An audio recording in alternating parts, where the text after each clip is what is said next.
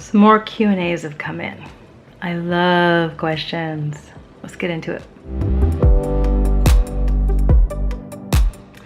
Hi, for the past 30 years, I've been reading all kinds of self-help books, all kinds, you name it, and I'm still in the same damn place. Most of the things I've wanted for my life don't really happen or occur, don't we all know that one?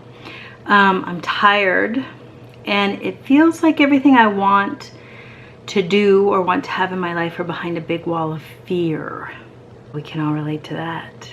So let's go over the basics again. So we have on the one side clarity, on the other side fear. They're not the same movements. Clarity is a movement that comes from pure source. We all know clarity. We've had it in our life. It feels like an exhale. It feels spacious, regardless of the content. Now, fear feels like a contraction. It's tight, it's clenched. They're opposite feelings. One is like an exhale and spacious, and one is tight and limited. They're not the same movements. So fear can never represent clarity. That's the basics. So through no fault of your own, but through all kinds of toxic conditioning, which is pretty much the case for everybody on the planet, you've been conditioned to indulge your fear. And this happens from the time we're very young.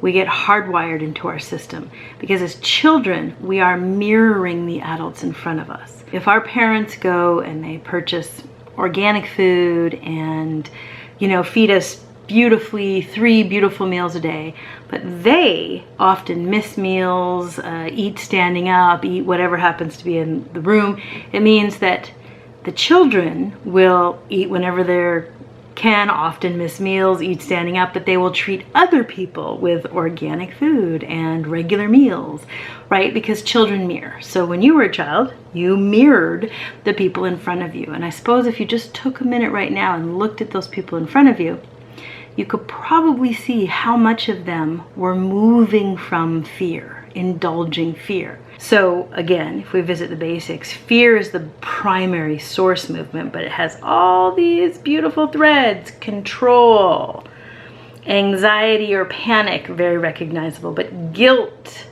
shame, and we can have something like doubt. All of those are still moving from fear. So if we look at the adults that we were mirroring off of in our lives, and we can see how many of these characteristics were most of the time indulged in a day-to-day life, you mirrored how to indulge the fear system instead of the clarity system. So of course, most of your days and most of the movements as you go throughout your day are completely swamped by fear. We have this filter of all of these different fear bodies filtering everything that we're seeing instead of being able to see clearly and move from clarity. Which means, what are you going to do about it? Because that's really the heart. What are you going to do about it? So it all starts with awareness, which means you have to see the fear. And now, I don't mean in the big movements, because obviously you do. You can sense this wall of fear. I mean in the micro movements. I mean bringing your awareness to these tiny little moments like this moment and each this moment that follows. And be aware, first off, of all of that fear moving. Just aware, not trying to do something about it. Just awareness, which is very, very powerful stuff. Pure awareness. Let that go. Let it go for like 10 days. Just watch that fear. But then you need to know how to move from clarity. So there's only one place you can ever access clarity, and that's in silence.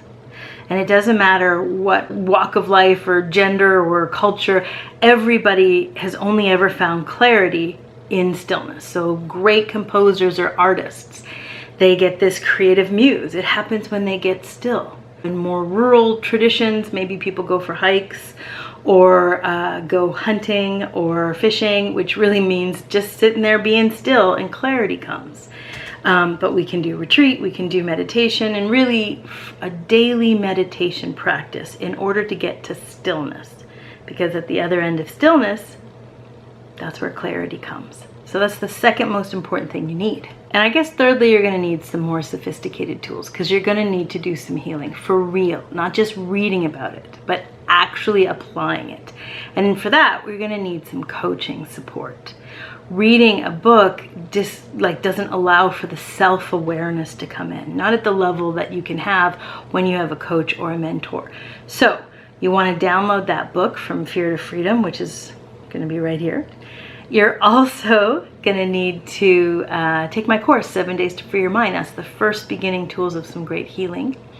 And from then, you're going to be pretty much starting to see some differences. If you are aware of the fear and the micro movement, and you're aware of how to get to clarity and that the two movements are separate, and then you start some deep healing work, now things are really going to start to change. So thank you so much for your question, and I will be here next week, and I will answer more of your questions or give you some more tips and tools on how to live with some more sanity. So just hit that subscribe button, and that's how I'll see you next week.